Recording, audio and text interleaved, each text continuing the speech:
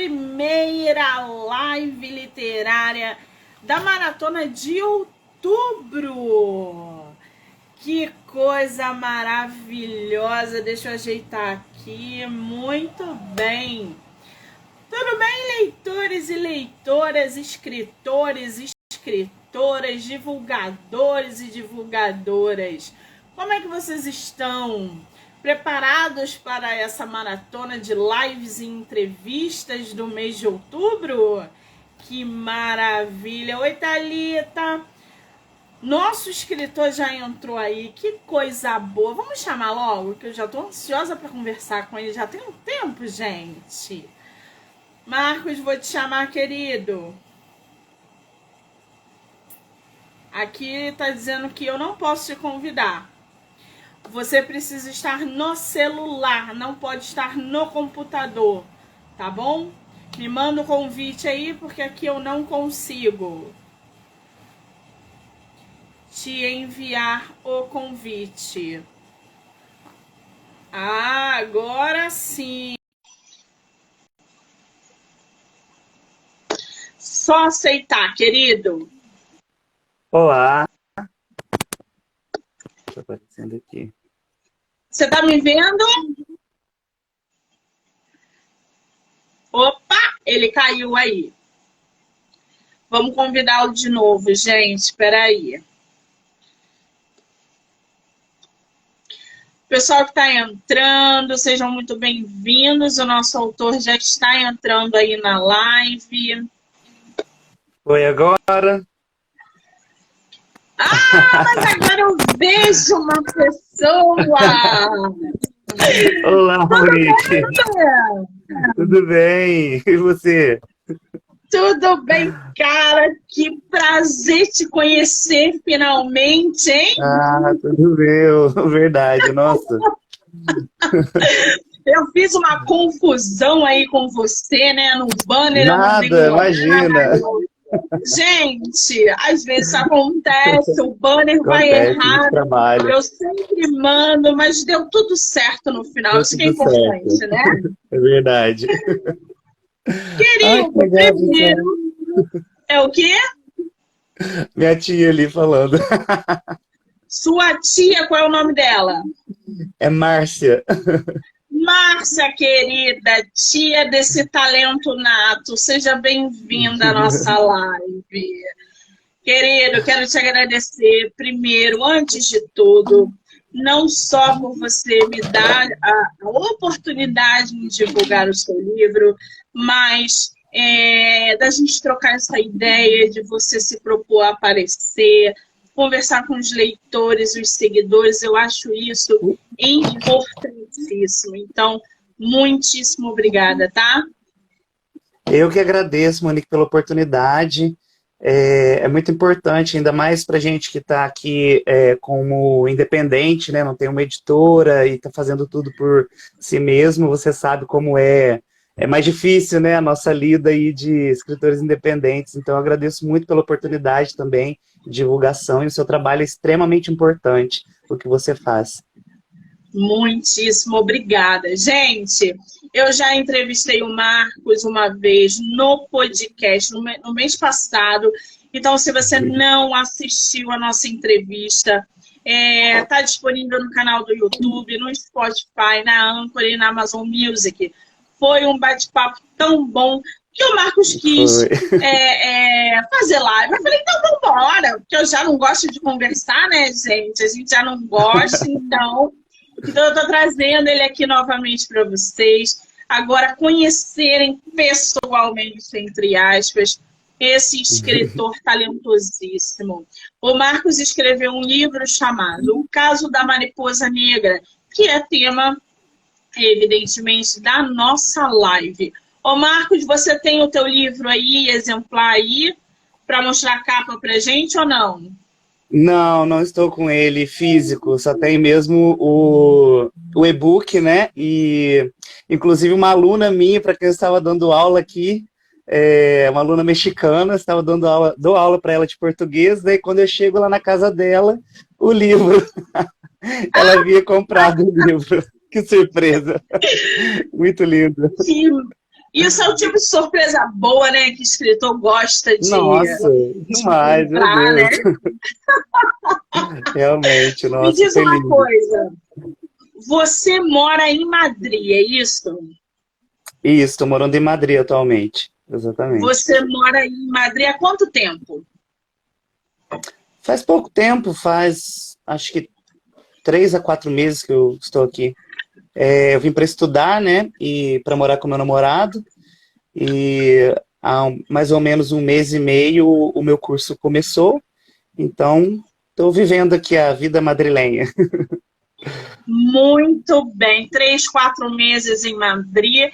Eu acredito que seja um choque aí cultural, talvez, dentro da literatura. Incentivo, leitores, escritores. Fala um pouquinho para a gente como que é esse mundo literário em Madrid, porque aqui no Brasil a gente tem uma ideia, porque a gente está aqui dentro, envolvido, divulgando, escrevendo, mas e em Madrid? Como é que funciona a literatura aí? As pessoas leem?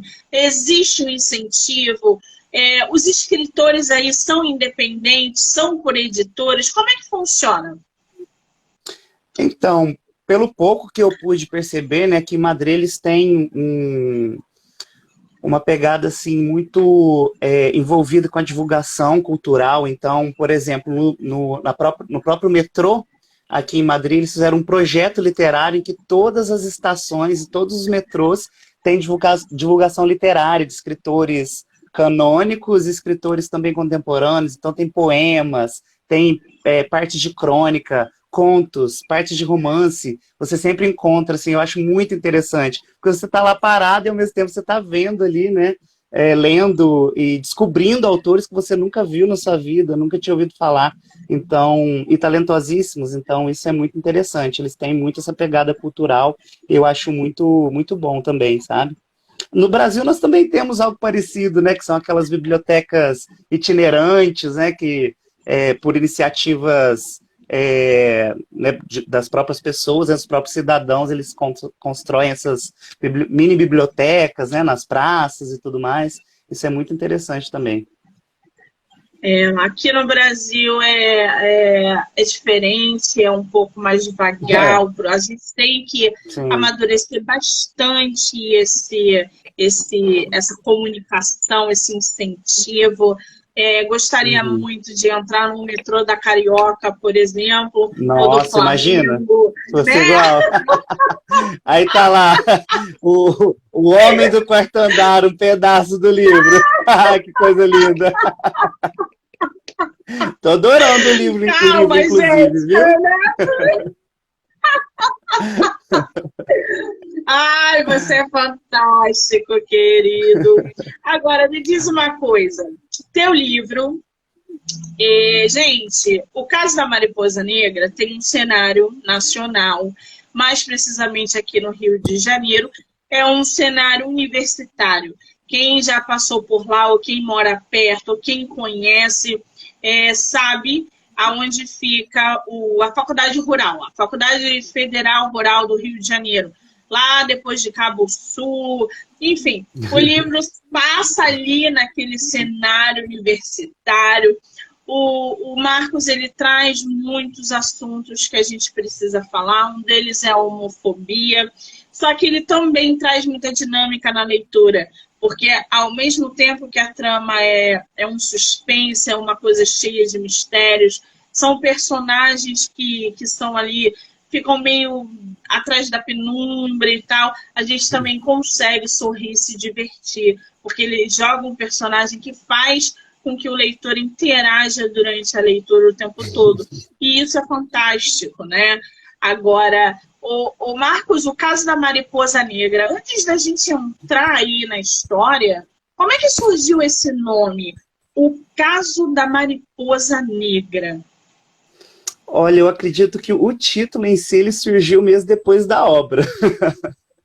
Como, né, aconteceu de, não sei, a mente dos escritores é muito nebulosa, né? Então, quando foi acontecendo, né, a história foi surgindo e tudo mais, e veio essa questão do próprio serial killer ter esse padrão de colocar mariposas dentro da boca da pessoa e costurar, né, essa situação, e ele ficar conhecido como Mariposa Negra, né, ter como essa alcunha, então isso me chamou bastante atenção e falei, bom, eu acho que isso ficaria interessante como se fosse o caso da Mariposa Negra, e até colocando no feminino da Mariposa Negra, para sugerir alguma coisa que leve o leitor a acreditar que pode ser algo, mas que na verdade não é. Então fica nesse jogo de mistério aí, eu acho que é bem interessante, para chamar mais atenção, né? O que te inspirou a escrever um livro assim, baseado ali no mistério, no suspense, no terror, mesclando um monte de coisa ali interessante? Você tem alguma coisa em específico para você ter criado, por exemplo, a história dessa trama? Então, os escritores que eu li sempre são escritores, porque eu sou apaixonado por terror, por drama, por suspense. Então, os meus escritores, né, por exemplo, o Vargas Llosa, que escreveu Quem Matou Palomino Moleiro, é muito bom, tem toda essa pegada que eu trouxe muito dele, que é essa questão da investigação, né, de um crime, então isso eu peguei dele. E a parte da escrita em si, né, o modo de escrever, eu peguei muito da Virginia Woolf e da Clarice Lispector, porque elas escrevem muito a partir dessa questão do fluxo de consciência e de ter aí muito de trabalhar com esse tempo psicológico também. E a questão do serial killer em si, eu peguei muito também dos meus escritores de terror, né, o Edgar Allan Poe, e também outros aí que abordam essas questões.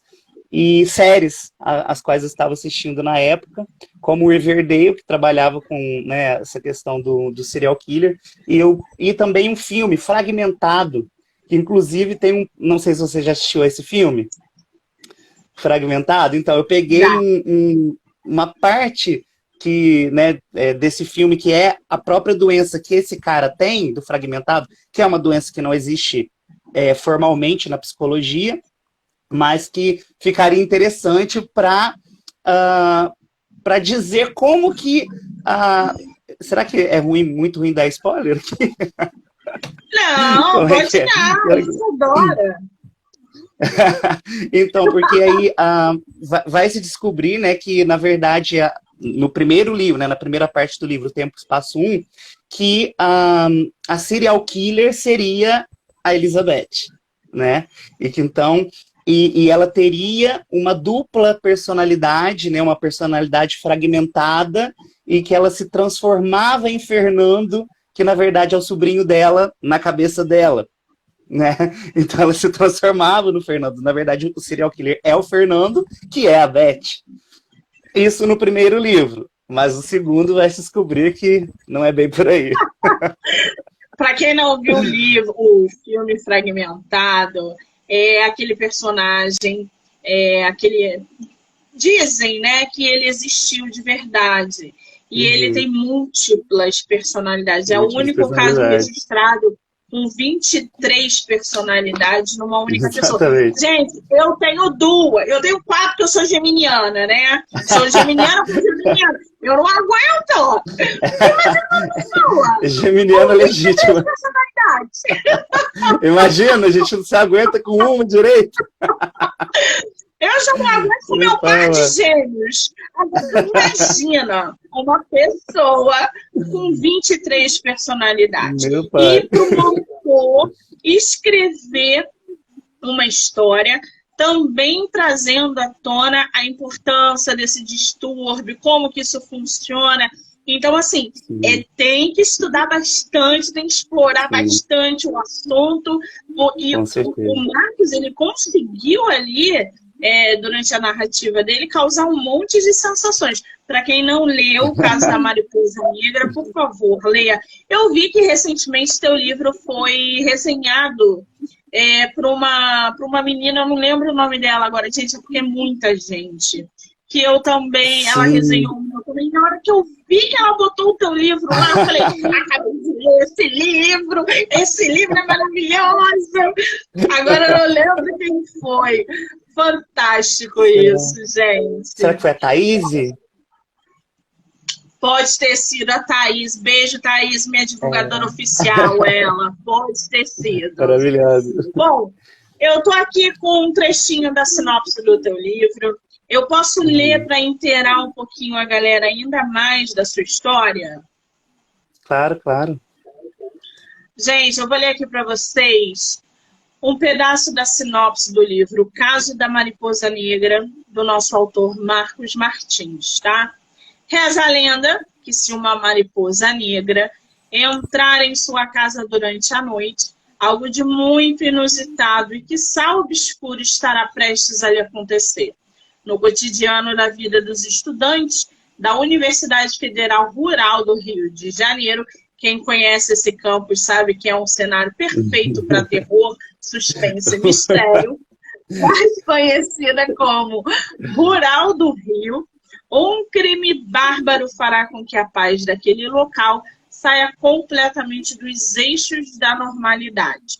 Na tentativa de conter o escândalo iminente, seja pela preservação da imagem institucional, seja por interesse próprio, Elizabeth, ou Beth para os íntimos, a vice-reitora, será o grande pivô no decorrer dos demais crimes que vão em série acontecer por ali. Bom, já que a gente mencionou a Elizabeth, quem é a Elizabeth, Marcos? A Elizabeth é uma personagem muito intrigante e instigante também, porque ela é a vice-reitora, é uma mulher aí dos seus 50 e poucos anos, né? Ela já está ali no auge da sua carreira, ela sempre quis ser reitora, e ela conseguiu chegar à vice-reitoria e ela almeja chegar aí à posição mais alta dentro da universidade que a formou, né? E sempre tem tudo está envolvido com a Beth. A Beth está em tudo, né? A Beth é aquele personagem que é onipresente. Ele está em todos os lugares e todos conhecem a Beth. Todos querem estar perto da Beth, até o próprio reitor é uma figura, digamos, menor em relação a Elizabeth. Então, o interessante vai ser isso, né? Porque o primeiro choque que o pessoal vai levar é que a Elizabeth, né, vai ser culpada aí como sendo o serial killer. E depois tudo isso vai mudar. Muito bem. Agora, tem uma outra coisa também nessa capa, nesse título, que é essa lenda da mariposa. A gente já tinha até comentado antes. Gente, o primeiro contato que eu tive com o Marcos, eu falei assim, cara, você se inspirou nessa lenda, porque para mim ela é verídica. Por quê? Não era uma mariposa, era uma borboleta. Eu cresci acreditando que quando uma borboleta negra aparece na sua casa ou encosta em você, é sinal de que alguém vai morrer. E uma vez, eu chegando no trabalho, antes da pandemia, eu dei de cara na porta da minha casa com uma borboleta negra imensa, que é uma coisa típica. Eu falei, eu me benzei toda, porque eu sou a louca, né? Eu fiquei, meu Deus do céu, vai pra fora, vai pra fora. Nunca, eu falei, isso é um presságio, alguém vai morrer, nananã. Eu não sei se isso realmente é verídico ou não, mas 15 dias depois um amigo meu foi assassinado. Então, assim, existe sim uma lenda da borboleta negra que eu acredito e tem gente que não acredita, e tá tudo bem. Essa lenda da mariposa que você criou, ela veio da tua imaginação, veio de alguma experiência ou não? Não. Veio, na verdade, dessa lenda mesmo, que já existe, né? Uma lenda popular. E tem pessoas que acreditam realmente, né, que possa existir essa influência, mas eu, enquanto biólogo, eu não acredito nessa questão, né, porque até confundi da outra vez, estava tão nervoso, chamei a mariposa de coleóptera, chamei de besouro, né, lepidóptera. E assim, para mim é um inseto normal, adoro borboleta, mariposa. As mariposas, elas têm esse hábito, diferentemente da borboleta, que é um hábito noturno, né? As borboletas têm um hábito diurno. Então, justamente já vem todo esse, né, esse aparato de valores em torno dessa questão de ser uma mariposa que tem hábito noturno e que ela é negra. Então, quando ela entra na sua casa, o pessoal já tem toda essa carga aí de relacionada ao misticismo, né? Eu não acredito muito, mas eu peguei isso como um artifício realmente, para chamar a atenção das pessoas. Eu achei que isso seria uma boa jogada. Deu super certo. Agora, essa capa, Marcos, essa capa foi um trabalho solo, você teve ajuda, isso foi em conjunto com alguma editora. Aliás, teu livro é publicado por editora? Não, é solo, Não, é independente. Solo, todo independente, isso. A revisão, tudo, fui eu que fiz, 100%. Vou falar nisso. Quando a gente fala em revisão, gente, a gente pensa em revisores. O Marcos é professor de português do Enem, não é isso, Marcos? Isso mesmo. Isso tá lendo meu livro, gente. Isso deve estar horrorizado com os erros de português que ele está encontrando. Não, imagina. Muito é porque ele é educado, ele não fala. Mas ele é professor do Enem, de português. Você imagina, esse cara leu o nosso livro. Que loucura que não é? A responsabilidade. Não, imagina, tô gostando muito. É o quê? Tô gostando muito do seu livro. Tá muito bom. Tô no capítulo 4. Muito bem. Depois você me diz o que você achou, tá? Pode Só deixar. não repara os erros, tá? Não, imagina. Ô Marcos, tua capa, como é que foi a produção dessa capa? Essa fonte, esse desenho, aquilo ali é uma caveira, não? Sim, é um crânio. O que é aquilo? É um crânio e por trás desse crânio existe uma mariposa. Ela está um pouco mais transparente que o crânio. O crânio está mais em evidência do que a própria mariposa negra. Então, seria essa transmutação, né, do inseto e do humano, né, essa correlação aí entre os dois para dar essa imagem assim, do medo, né, do mórbido, e a capa toda preta também, né, para chamar atenção para isso.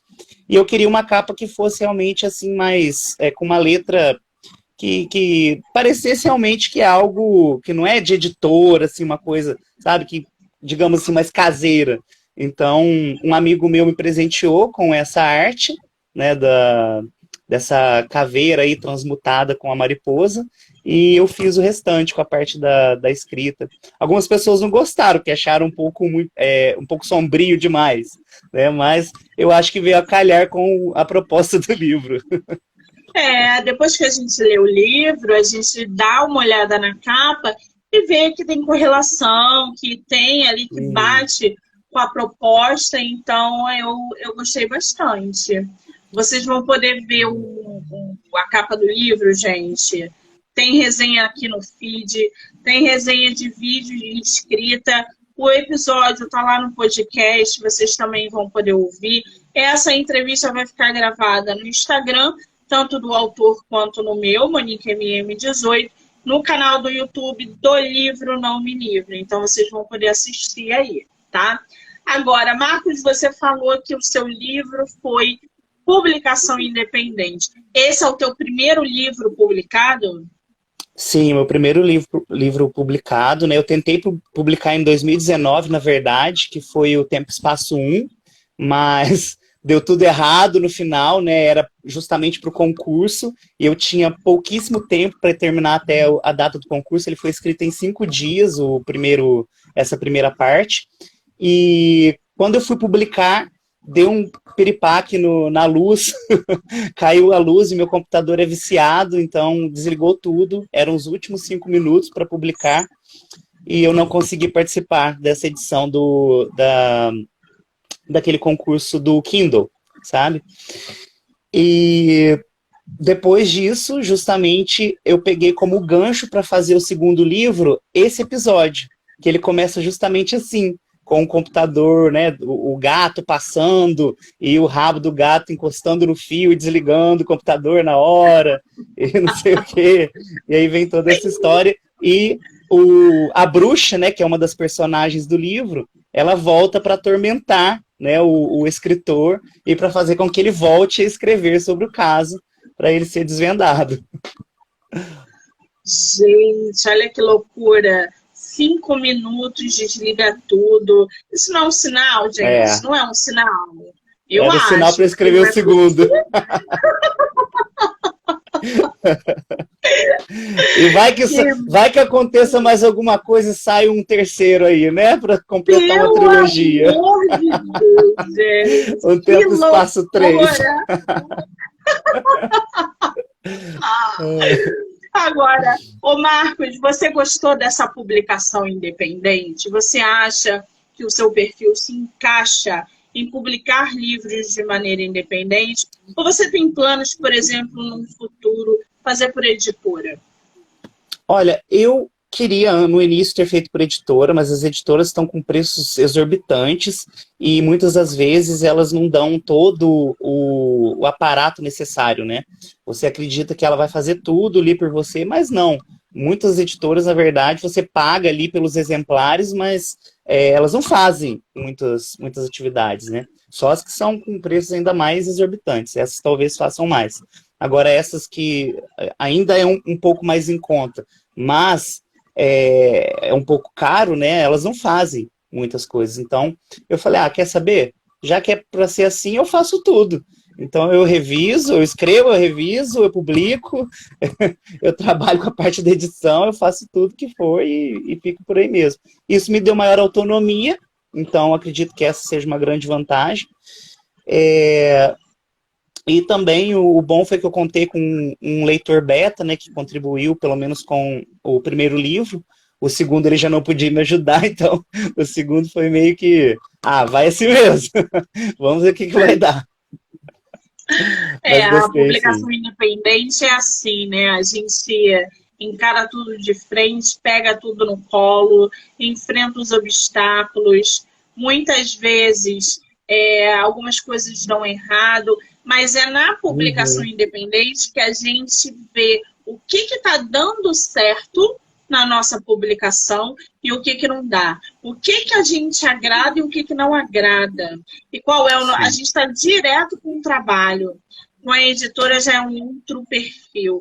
Então, eu sou escritora de independente, né, de publicação independente. Eu amo publicar de maneira independente, porque eu gosto exatamente dessa autonomia. Saber exatamente Uhum, aonde eu estou acertando e onde eu estou errando. E isso só quem sim. sabe é quem passa por todo o processo de publicação. É Sim, incrível. é Agora, teu incrível. livro tem quantas páginas, Marcos? Tem 379 páginas. 379 páginas. Quanto tempo você levou para escrever esse livro? Como eu falei, em 2019 eu tinha feito o Tempo Espaço 1, né? Que ele se chama Per Trans Concurso, que é justamente por conta do concurso, né? E no final desse primeiro vão descobrir que ele era, na verdade, um livro que estava sendo escrito, né? Esse que é o final do primeiro livro. E o segundo, eu escrevi agora, em 2022, no início do ano, né? E eu fiquei aí 7 dias, uma semana, fazendo a segunda parte, que é o Tempo Espaço 2, que é Psicose, Realidade. Gente, já podemos esperar coisa boa por aí. Você separou um trechinho do seu livro para ler para gente? Eu separei sim, só que eu estou com um probleminha aqui para segurar. Deixa eu só abrir aqui no computador. Fica mais fácil para eu ler. O pessoal falando boa tarde. Boa tarde. A Vamos Eliette, ver oi aqui. querida, bem-vinda. Deixa eu só achar aqui. Gente, lembrando que O livro é tema exclusivo de episódio no podcast chamado Do Livro Não Me Livro, que você pode ouvir pelo Spotify, Anchor, Amazon Music ou o canal do YouTube. Corre lá, já se inscreve para acompanhar não só essa entrevista com o autor Marcos, mas também outras entrevistas. Hoje, por exemplo, eu já entrevistei uma escritora lá de Portugal. Foi uma entrevista incrível, já está disponível nas plataformas. Vocês já podem ir lá e escutar, ouvir, assistir, enfim. Eu vou ler um trecho de um dos capítulos, que ele se chama The Category is Glitter, Make e Máscaras. Que coisa chique, né, gente? Eu acho chique isso! Eu vou ler o comecinho dele aqui. Não há leite derramado que não possa ser removido por um bom esfregão. Já dissera minha mãe como uma boa faxineira. Na verdade, um pano de chão qualquer já é suficiente. Por falar em pano de chão, eis que o organismo alojamento despertou no dia seguinte com bastante ânimo para a limpeza. Todos aqueles funcionários terceirizados esfregando, varrendo, esfregando, lavando, esfregando, enxugando. Tudo para ficar tão lindo até que as centenas de pés desfizessem todo o trabalho, que logo em seguida reiniciava. Esse mesmo organismo começa a cuspir seus moradores e, um a um, fazem exatamente isso que falei, deixando o chão pior do que estava. E lá vão novamente os funcionários terceirizados, repetindo sua tarefa diária. Como sempre, de muitos, sequer recebem ao menos um bom dia em troca. Mas, vida que sempre segue. A questão é que os terceirizados se assustaram com a movimentação peculiar daquela manhã. Vários carros chegando na entrada do alojamento masculino, um pessoal fardado aos montes, cerca de 15 homens com caras de nenhum amigo. Sem aviso algum, foram direto aos quartos de cada um dos moradores dali. Muitos pegos de supetão, com a mão naquilo, aquilo na mão, outros transando, alguns entre ais, matando aula, então, nem se fala. Ainda bem que não haviam ido lá para averiguar isso. Além de 2 alunos pegos comercializando produtos ilícitos, os quais foram jubilados algum tempo depois. Mas não vem ao caso. Se está pensando que Jânio foi um desses, engana-se. Por sorte do destino ou intuição do rapaz, talvez pela experiência mafiosa adquirida de seus pais, já haviam sido presos por algumas vezes por tráfico. Ele havia deixado na noite anterior seus produtos dentro de um fogão velho que se encontrava jogado próximos às quadras, conseguindo assim passar despercebido pela apreensão. Então aqui está contando um pedacinho aí desse personagem, né, do Jânio. Ai, gente, eu adoro quando você narra. Eu tô quase contratando você pro meu podcast para fazer narrativa. Delícia, né? A voz muda, tudo muda, gente. É um espetáculo, né? Agora, o Marcos, na tua concepção, na hora de você produzir essa história, tá? Primeiro por ser um campus universitário, depois por você estar ali trazendo à tona universitários, né? Você poderia ter feito esse suspense, essa trama toda em outro cenário, mas você fez dentro de um campus universitário, com pessoas jovens, com uma dinâmica que é diferente. Qual foi para você a parte mais fácil e mais difícil durante o processo de escrita? Olha, a parte mais fácil, eu acredito que tenha sido pensar nesse assassino, no que ele ia fazer, né? Então, construir assim, a parte mais genérica. E o difícil foi trazer isso para os detalhes, né? Então, assim, deixar todos os nós bem dados, sabe? Não faltando nada. Então, isso às vezes dava um pouquinho de trabalho para construir as personagens também, né, as suas subjetividades, dar subjetividades diferentes para as personagens, produzir falas características de cada personagem para não ficar, né, tudo igual. E também a questão do tempo cronológico, às vezes eu me perdi um pouco, eu tinha que voltar, peraí, eu estava falando de ontem, então peraí, na semana seguinte, como é que é? Então às vezes me perdia nisso também, porque como a mariposa negra, né, o serial killer, ele é na verdade, a história do serial killer, mas não é a história do serial killer, né? Tem N outras histórias sendo contadas ali em volta, né, outras mini tramas acontecendo, e críticas sendo feitas, né, igual essa parte aí dos funcionários terceirizados, né, que ninguém dava atenção para eles, eles estavam ali praticamente como máquinas invisíveis, né, desumanizadas, e isso, né, começar a trazer isso dentro do texto e depois voltar para as outras questões, isso fica um pouco difícil, né, mas deu tudo certo no final. Ser escritor é isso aí. Você tem que ter o conhecimento da tua própria obra para não deixar nada solto. Porque depois, quando chega no leitor, se ele pegar gatilho solto, qualquer coisa, ele vai detonar com você. Vai. Por isso que é importante sempre explorar bem a história, conhecê-la de cabo a rabo. Eu sei porque quando eu termino os meus livros, todo o processo, eu já li mais de 50 vezes a mesma história. E ainda assim ela não está perfeita. Só que eu já tô de saco cheio. Eu não quero mais. Aí eu jogo pro universo. Vai do jeito que você tá, meu filho. Eu não aguento mais ler você. Não, Porque mas é sempre assim, né? Porque chega uma hora, cara, que dá estafa. E tu fala, não, chegou, eu vou ser escritora, ou eu jogo logo pro universo.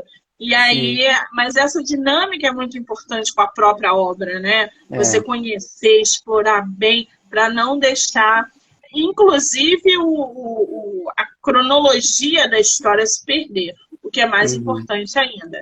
Agora, e você já percebeu?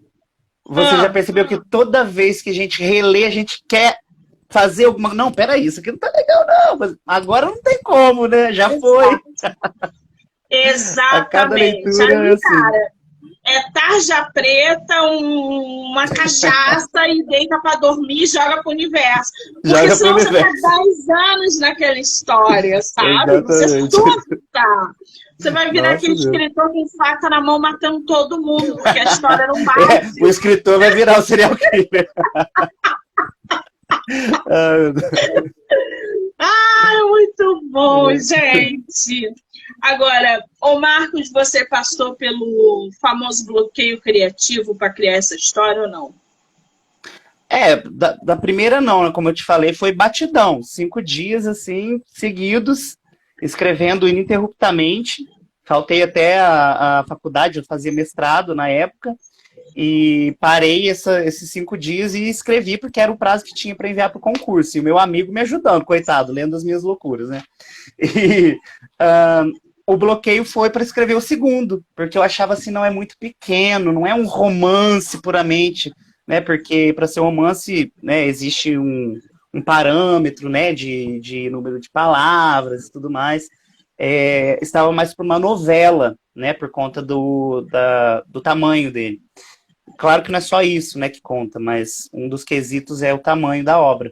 E eu falei, bom, então para virar um romance tem que ter mais, né? E eu deixei partes que davam, né, que me permitiam, eu gosto de fazer isso, né, deixar algumas partes que podem me permitir uma nova história dentro daquela. Eu faço muito isso com os meus contos, né? Então, eu falei, bom, então aqui dá para eu inserir isso e trazer a história novamente. E aí eu consegui fazer o Tempo Espaço 2 só em 2022, então tive esse bloqueio aí entre 2019 e 2022, e aí eu consegui fazer neste ano de agora. Consegui finalizar. Muito bem. Melhor do que estar no bloqueio, né, que eu digo, é sair dele. É bom estar no bloqueio? É bom, porque a gente se conscientiza do quanto a gente é falho, o quanto a gente é humano, o quanto a gente precisa de tempo. Mas também é muito bom sair dele, ficar nele não é legal.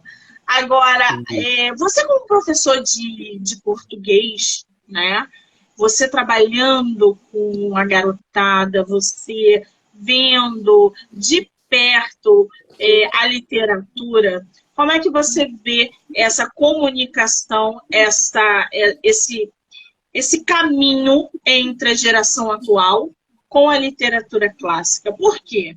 Tem muita gente que já não está mais lendo livros clássicos. A geração atual não tem essa preocupação, a não ser que vá fazer um Enem, por exemplo. Sim, mas no dia a dia, você não vê um adolescente, uma pessoa de 16, 17, 18 anos lendo livros clássicos, autores clássicos. Como é que você, como um professor de português, vê essa dinâmica entre a atual geração com a literatura clássica? Então, Monique, eu, além de professor de português, eu sou professor de literatura também, né? Então, eu dou aula de literatura concomitantemente. E o que eu vejo realmente é essa falta de vontade dos alunos de lerem as obras canônicas, mas não porque seja algo da própria geração, porque na minha também era assim. Eu acho que, na verdade, é uma questão do grau de maturidade. Não é por exemplo, obrigar os alunos do primeiro ano a lerem a Ilíada, ou a lerem Camões, os Lusíadas, sabe? Coisas assim que são... Eles não vão gostar, não faz parte da idade. Ler Machado de Assis, talvez muitos não gostem por conta da linguagem, né? Mas com a maturidade, com o passar dos anos, com as vivências, esses livros começam a fazer sentido para eles. Porém, eles têm que, na verdade, enquanto estão na educação básica, que adquirir o gosto pela leitura.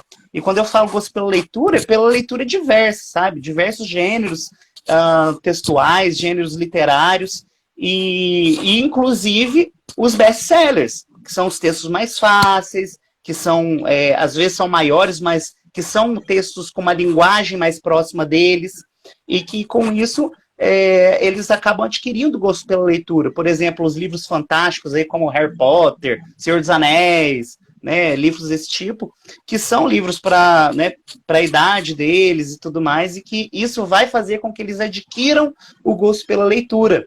E ao adquirir o gosto pela leitura, futuramente eles podem ler outras literaturas, como a literatura canônica, mas obrigá-los, eu acho isso um pouco demasiado, porque não vai ter um aproveitamento real.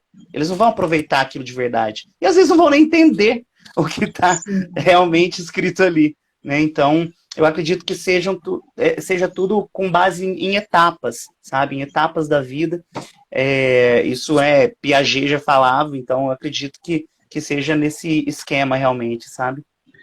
Pois é, eu acho que o incentivo à leitura é importantíssimo desde sempre. Forçar uma pessoa a ler um livro para fazer uma prova talvez não seja o caminho. Eu passei por isso. Em todas as escolas que eu estudei, eu tinha que ler obrigatoriamente aquele livro para fazer a prova, e era um caos, porque eu não queria ler aquele livro. E um dos primeiros livros que eu li, que eu fui obrigada, foi A Droga da Obediência. Então, assim, eu li aquele livro para fazer prova com ranço. E aí veio Robson Crusoe, entendeu? Então, assim, só que eu desenvolvi o gosto pela leitura muito cedo. Mas acho que a obrigação para ter que fazer uma prova, realmente a gente tem que evoluir muito, é incentivar. Aí a base já muda. Agora, sim. O Marcos, a gente já pode falar de publicação nova? Tá muito cedo. Como é que tá isso? Oi? Não ouvi? Publicação Cortou. Nova. Publicação a nova, gente já então. pode falar disso ou tá muito cedo? Olha, Um Tempo, Espaço 3 está muito cedo. Por enquanto, a Mariposa Negra acaba ali, né, no Tempo, Espaço 2. Você vai ter outro plot twist muito mais louco ainda do que o primeiro. E então, no final do Tempo, Espaço 2, que é, né, o final do livro mesmo, desse que está publicado, por enquanto para por ali. Mas eu estou agora, concomitantemente, escrevendo 2 romances, e já tem uma coletânea de contos também que eu escrevi. Estou fazendo um romance que vai se chamar Aurora, uma cigana, mas a partir de um viés espiritualista. E o outro se chama Divinas Libertinas. Tem coisa boa aí. Tem coisa interessante por aí. Esse daí vai ser de um personagem, ele já tá bem velhinho, seus 80 e poucos anos, e ele está contando as histórias da juventude dele, isso está se passando no futuro. Ele está contando as histórias para um colega dele, novinho, que, né, frequenta a casa dele, e fica contando os causos da época dele, e o menino está anotando para depois escrever um livro da vida desse senhor, que passou aí por Ai, que muitas confusões durante a sua vida. fantástico! Tem previsão de publicação, não? Não, tô só no Nem a início por cigana? enquanto. Não, nem a Nada! cigana. Não. Previsão ainda Vamos não. morrer de curiosidade aqui por causa Acho que desses livros.